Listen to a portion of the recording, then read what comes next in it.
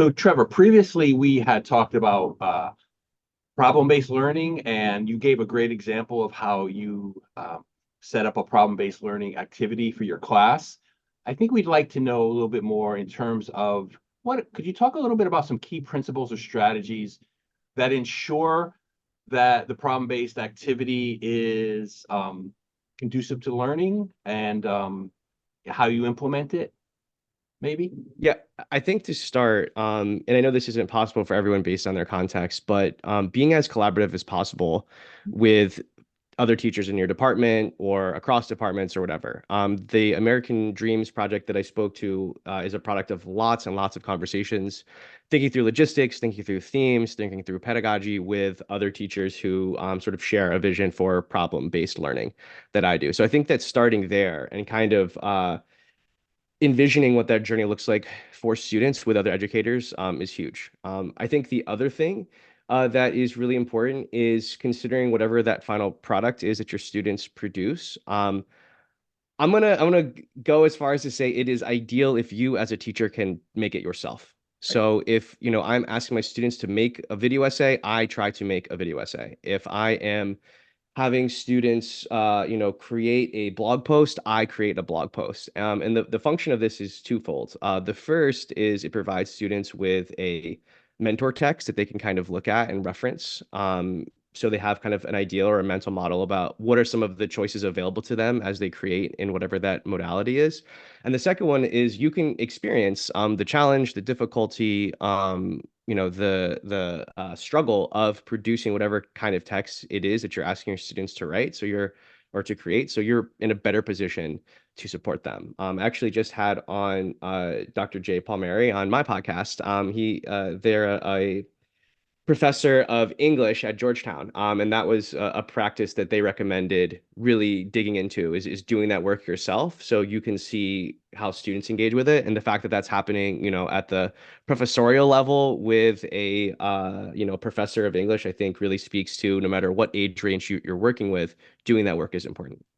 Wonderful. I have a follow-up question. Yeah. As a technologist and hearing what you're saying about creating it yourself, I love it.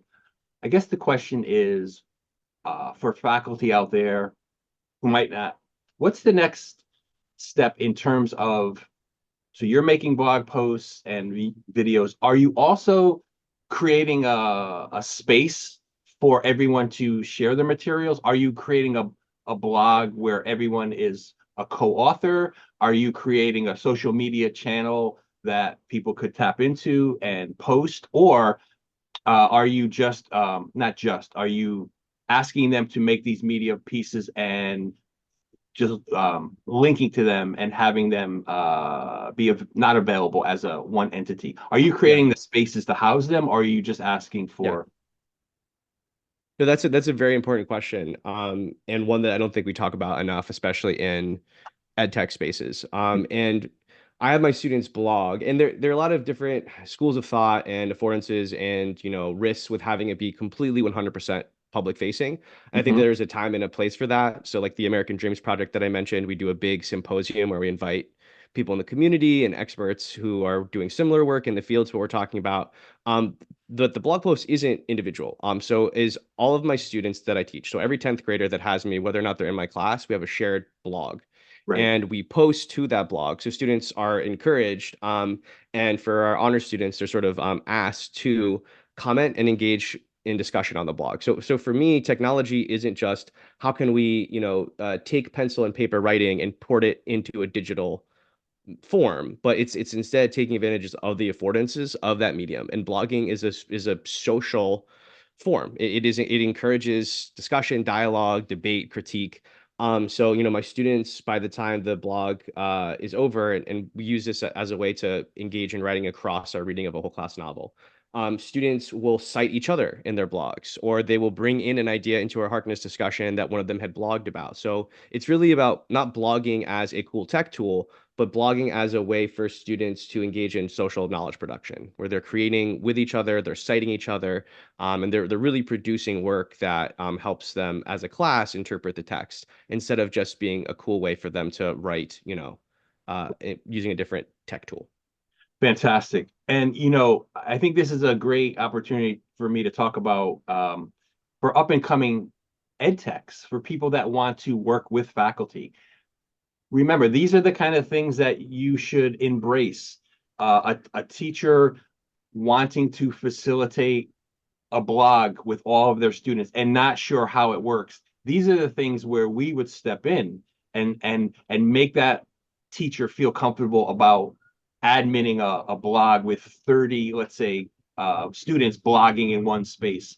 That takes admin, that takes planning and design. It also takes making that faculty, not you, you're very adept at this, but there's a lot of faculty who would like to try this, don't know how to do it. How do I Yeah, set up a blog? I'm afraid. These are the things where ed techs could really come in and say, it'll work. I have a plan. Let's set up your blog. I'll be in there to help admin it. We'll make sure it runs smoothly. And those are the kind of things where I love that teachers and ed techs could get together and do some definitely. really creative things.